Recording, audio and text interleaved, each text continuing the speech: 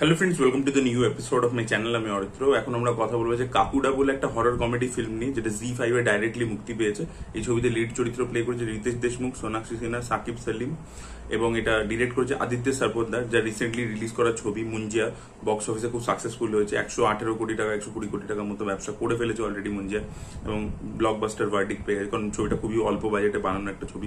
পুরো জিনিসটাই word of মাউথে করেছে। এবং এই আদিত্য সরপোতদারের এর আগে জম্বিওয়ালি বলে ছবিটা দেখেছিলাম, ফার্স্টার ফ্যানে দেখেছিলাম, ক্লাসমেট ছবিটা উনি ডিরেক্ট করেছিলেন। তো উনি ডিরেক্টর ভালো আর কি, ভেরিয়াস জনরাতে কাজ করেন, এবং স্পেশালি এই হরর কমেডি স্পেসের মধ্যে ওনার একটা স্পেশালাইজেশন আছে। তাই জন্য আমার ছবিটা নিয়ে ইন্টারেস্ট। দেখুন, আমি অনেস্টলি বলছি, এই ছবিটা কিন্তু একদম জঘন্য ক্রিঞ্জ ছবি নয় কিন্তু, ঠিক আছে? এটা একটা ডিসেন্ট ছবি হয়েছে, মানে ওয়ান টাইম ওয়াচ, একটা টাইম পাস ছবি আর কি। আপনাকে দেখলেন, ভুলে গেলেন। এটা এক্সট্রাঅর্ডিনারি কোনো হরর কমেডি ফিল্ম হয়ে যায়নি স্ত্রীর মতো, সেরকমও হয়নি। আবার একেবারে ভূত পুলিশের মতো যে জঘন্য ছবি যেটা দেখাই যাচ্ছে না, সেরকমও কিন্তু হয়নি। এবার এখানে যে গল্পটা আছে বেসিক্যালি, যে একটা গ্রাম রয়েছে, অনেকটা স্ত্রীর মতো ভাইবটা আছে। এবার সেখানে দুটো, মানে প্রতিটা বাড়িতে দুটো করে দরজা আছে। ছোট দরজাটা যদি না খোলা রাখে, কাকুদা এসে আপনাকে আর কি লাথি মারবে, এবং 13 দিনের পরে আপনি মারা যাবেন, এরকম আর কি একটা মিথ রয়েছে। এবার সেই ভূতটা কে, কি করছে, তার ব্যাক স্টোরি কি, এই গল্প, সেই জিনিসপত্রগুলো আমরা দেখতে পাই। এবং সাকিব সেলিম আর কি এরকম একটা লাথি খায়, এবং ওর বিয়ে হয়েছিল সোনাক্ষীর সাথে। সোনাক্ষী আর কি ওকে বাঁচানোর জন্য রিতেশ দেশমুখকে ডেকে আনে, যে একজন ঘোস্ট হান্টার আর কি।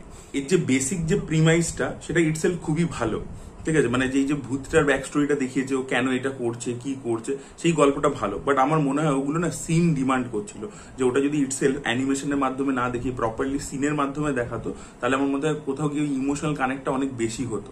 সেটা কিন্তু আমরা দেখতে পাই না। তো তাহলে আর কি আরো ভালো ইমোশনগুলো খেলতো আর কি। তো সেইটা আর কি নেই। আর হরর সিনসের মধ্যে যদি আমি বলি, কিছু জায়গায় মানে ভালো ঠিকঠাক রয়েছে আর কি। আমি বলবো না যে এক্সট্রাঅর্ডিনারি কিছু রয়েছে, বাট কিছু কিছু জায়গায় কিছু জাম্প স্কেয়ার বা একটা সোনাক্ষীকে নিয়ে একটা টুইস্ট রয়েছে, সেগুলো ভালোই কিন্তু। এবং ক্ষেতের মধ্যে কিছু কিছু সিন আছে হররের, সেগুলো মোটামুটি রিসেন্টলি স্টেজ করা আর কি। তো আমি যেটা বললাম, যে প্রচন্ড যে ভয় লাগবে তাও নয়, অথচ আবার ফ্যামিলি অডিয়েন্স এবং বাচ্চাদের, তাদের কিন্তু ভালো লাগবে সেই হররটা, সেই টাইপেরই করে রেখেছে। এবং কমেডির কথাও যদি বলি, কমেডি যে প্রচন্ড দেখে হাসছেন হো করে, সেরকমও নয়। বাট রিতেশ দেশমুখের সিনগুলো কিন্তু যথেষ্ট ইন্টারেস্টিং, এবং রিতেশ দেশমুখ নিজের পারফরমেন্স দিয়ে কিন্তু অনেকটা দূর অব্দি পুল অফও করে দিয়েছে। বাকিদের আমি বলবো যে কমেডি, সাকিব সেলিম কিছু জায়গায়, ওর যে বন্ধু হয়েছে, যাকে আপনার পঞ্চায়েতে দেখেছে গজব বেইজ্জতি হয়, ওর বন্ধু হয়েছে, ওদেরও কিছু কিছু সিন আছে, মানে ফানি মোমেন্টস, যেগুলো কিন্তু ওয়ার্ক করেছে। সে আগে আমি ওটাই বলছি, যে প্রচন্ড যে হাসবেন হো করে সেরকমও নয়, বাট একটা মুখে মোটামুটি স্মাইল থাকবে। তো হ্যাঁ, ডেফিনেটলি মুঞ্জিয়ার থেকে কোথাও গিয়ে এই ছবিটা একটু খাটো হয়েছে আর কি, যদি আমি কম্প্যারিজনে দেখি আর কি। But still it is a one time decent entertainer. মানে এরকম নয় যে আপনি 2 ঘন্টারও কম রানিং লেন্থ ছবিটা, 1 ঘন্টা 56 মিনিট মতো, বাট 1 ঘন্টা 56 মিনিট দেখে যে আপনার মনে হচ্ছে যে না ভাই পুরো টাইম ওয়েস্ট করে দিলাম, কি জঘন্য সিনেমা, সেরকম কিন্তু মনে হবে না। মানে একটা গল্পও রয়েছে, ডিসেন্ট কিছু কমেডি সিন রয়েছে, ডিসেন্ট কিছু হরর সিন রয়েছে। কিন্তু হ্যাঁ, হররের মাত্রাটা প্রো অডিয়েন্সে যেটা ভালো লাগে, যেরকম হরর, সেরকম হরর নয়। এটা ফ্যামিলি এবং বাচ্চাদেরকে কেটার করে বানিয়েছে। এবার আমি আদিত্য সরপোতদারের ক্ষেত্রে বলতে চাই আর কি, মানে ওভারঅল আমি ওনার ছবিগুলো দেখে যা অ্যানালিসিস করেছি, জম্বি ভ্যালি তো ঠিক আছে, জম্বি কমেডি, ওটা প্রবলেম নেই। মানে মুঞ্জিয়াতে যে লেজেন্ডটা ছিল, যে গল্পটা ছিল, সেটা এতটা স্ট্রং ছিল, যে একটা ভাই মানে একটা মেয়েকে ভালোবাসে বলে নিজের বোনকে অব্দি বলে দিতে পারছে, তার লেজেন্ডটা এতটা স্ট্রং, এতটা ডার্ক ভাবে ছবিটা শুরু হয়। অথচ কোথাও গিয়ে এন্ডিং এ ক্লাইম্যাক্স এই কমেডি আনতে গিয়ে, হররের সাথে কমেডিটাকে ব্লেন্ড করতে গিয়ে, কোথাও গিয়ে সাবজেক্টের সিরিয়াসনেসটা হারিয়ে যাচ্ছে। ওখানে সাবজেক্ট গুলো খুব ভালো চুজ করা হচ্ছে, ওটাতে কিন্তু একটা আউট অ্যান্ড আউট পুরো ফুল ব্লোন হরর ছবি তুম্বাডের মতো বানানো যেতে পারতো।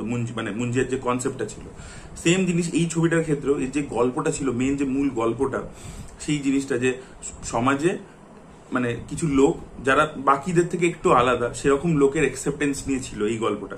এই ডিরেক্টর কিন্তু একটা সোশ্যাল মেসেজও রাখে। মুঞ্জিয়াতেও একটা সোশ্যাল মেসেজ ছিল, দেখুন ওটা রিভিউতে আমি কথা বলেছিলাম। এখানেও কিন্তু সেটা রয়েছে, যে একটা মেয়ে, মুঞ্জিয়াতে ছিল যে একটা মেয়ে আপনাকে অ্যাকসেপ্ট যদি না করে, তাহলে আপনি কি করবেন, what is your next step, আপনাকে সেটা মেনে নিতে হবে হাসি মুখে। এখানে কিন্তু ওটাই রয়েছে, যে সমাজের থেকে যারা একটু আলাদা হয়, সেটা শেপে হোক, সাইজে হোক, কারণ কিছু অন্য রোগ থাকতে পারে, কিন্তু তাদেরও সমাজে স্থান রয়েছে। এরকম নয় যে তাদেরকে পুরো আলাদা করে দেয়, তাদেরও প্রতিটা বাড়িতে, প্রতিটা ঘরে, প্রতিটা জায়গাতে তাদেরও স্থান আছে। মানে they also have equal importance in society, সেই মেসেজগুলো কিন্তু রয়েছে। কিন্তু কোথাও গিয়ে এই যে লাইট একটা মানে এতে ট্রিটমেন্ট করতে যাওয়া, কমেডি ঢোকানো, এবং সব ধরনের অডিয়েন্স, ফ্যামিলি অডিয়েন্স, বাচ্চাদেরকে কেটার করার জন্য যে একটা প্রসেস করা, তাতে কোথায় হচ্ছে কি সাবজেক্টের বিষয়বস্তুর যে গুরুত্বটা, সেটা মানে ডাইলিউট হয়ে যাচ্ছে। এটা আমার মনে হচ্ছে। মুঞ্জিয়া দেখেও মনে হয়েছে হয়েছে। এই ছবিটা দেখেও সেটাই মনে হলো আর কি। ব্যাক স্টোরিটা কিন্তু খুব স্ট্রং ছিল আর কি। এনিওয়ে, বাট ওই যে বললাম ডিসেন্ট ওয়ান টাইম ওয়াচ। তো আপনারা যারা দেখে ফেলেছেন ছবিটা অলরেডি, তাদের কি বক্তব্য অবশ্যই কমেন্ট সেকশনে জানাবেন। আর যারা দেখবেন ভাবছেন, যে বললাম যে আপনার যদি টাইম থাকে আর ছবিটা দেখতে পারেন আর কি, মানে ঠিকঠাকই লাগবে আর কি, ডিসেন্ট লাগবে। সো এটাই বলা ছিল। That was it, thank you so much.